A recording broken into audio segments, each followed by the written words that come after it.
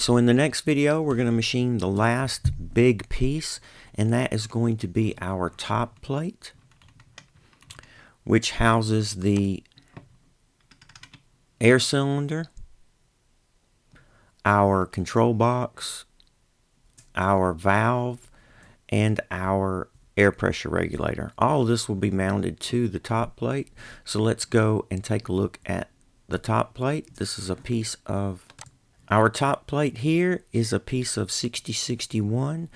This is 1.1 inch thick, and we're going to finish this up at an 1 inch thick.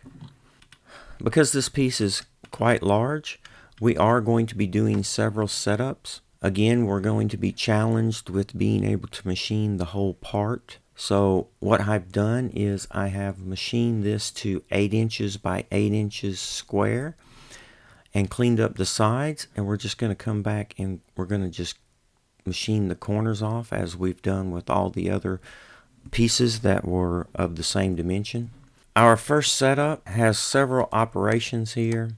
Our first operation is a facing operation. We're going to be taking 10 thousandths off the top of this stock. Again, this is 1.1 inch, 1.125, and we're going to finish up at 1 inch. We're going to be using a 50 millimeter face mill. Now, one thing I want to point out is when I do a facing operation, I like to go in one direction, and I like to go from right to left because it's hard to get the face mill perfectly square. You want to have one edge just slightly lower than the other, and that is the way that I have my face mill set up. So as it comes across the part, the front edge takes the cut, and then the back edge actually just takes a really light finishing cut because of the way that the face mill is actually trammed, and that gives me a really nice finish. And so because of that, I like to do passes and then retract, go back and take another pass instead of making that turn at the other side and coming back in the other direction. I find that this gives me a better finish. So that's the facing operation. And then next we're going to do some adaptive clearing for these notches here. This is a 3-flute 3/8 inch Alumapower end mill. This is a stubby end mill. It has a 1/2 inch flute length. We're going to take 40 thousandths width of cut, and we're just going to clear this material off. We're going to leave 20 thousandths for a finishing pass. And again, because of the way the stock is situated in the vise, I'm not able to get the back side here. So I'm only doing these 3 notches, and we'll finish this one up on a different setup when we round off these corners.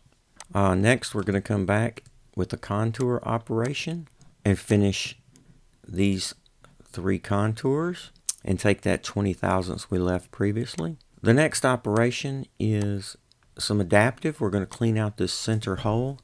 We're going to be using a 1/2 inch 3-flute Alumapower end mill for this. We're going to spiral down and then clean this out. I like using the bigger end mill here because it gives me a little bit more rigid setup. We're running 4,500 RPMs, 20 inches per minute. We're going to leave 20 thousandths here for a contour pass to clean that up. We're going to do that next. We're just going to come down at 4,800 RPMs and take a finishing pass on this at 20 inches per minute and clean that 20 thousandths up that we left previously.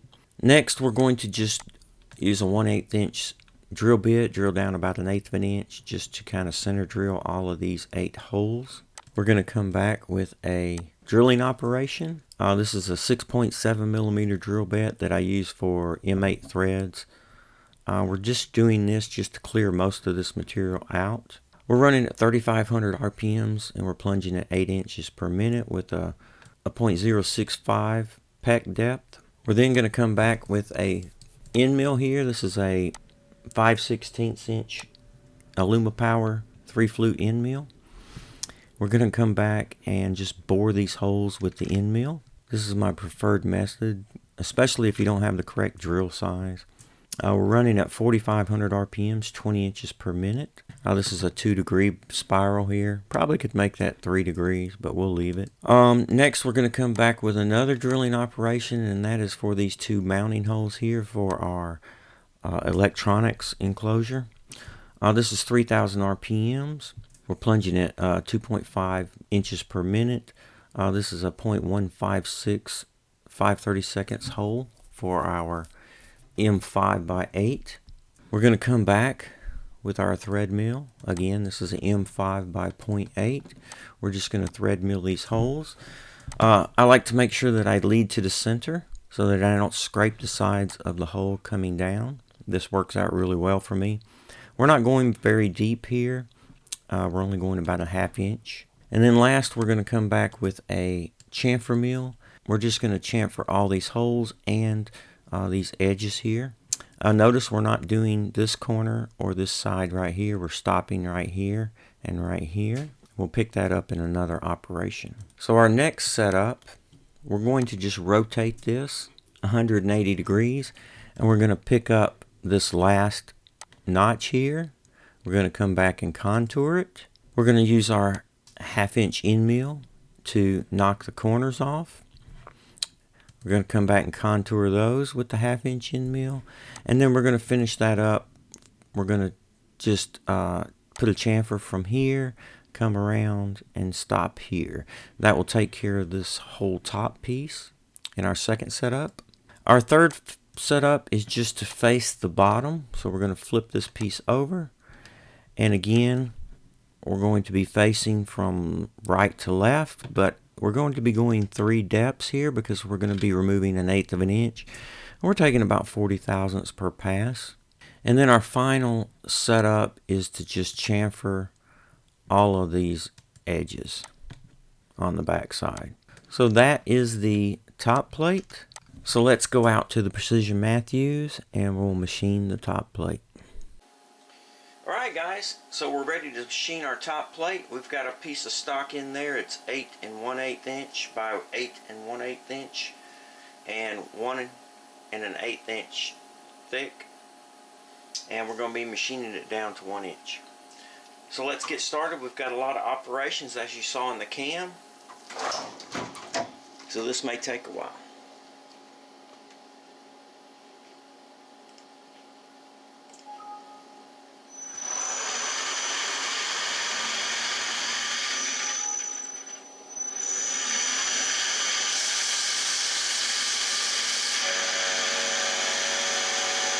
Turn that coolant off so you can see what's going on.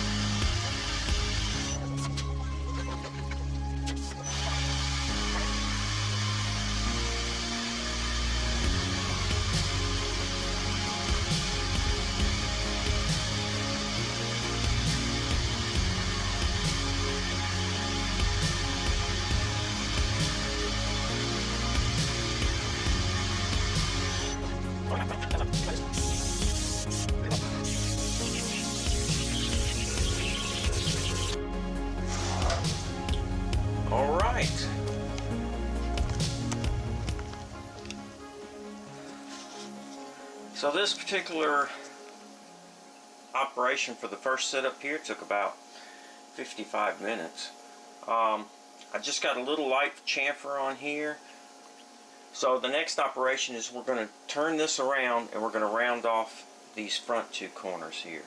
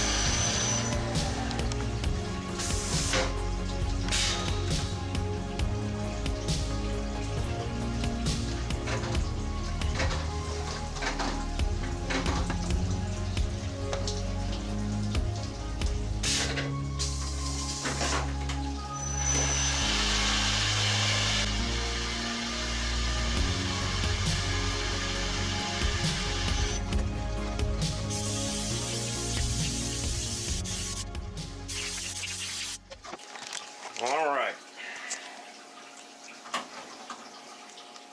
Looks really good. Okay, so the next operation is we're going to flip this over. We're going to machine off this, and we're going to chamfer all these edges.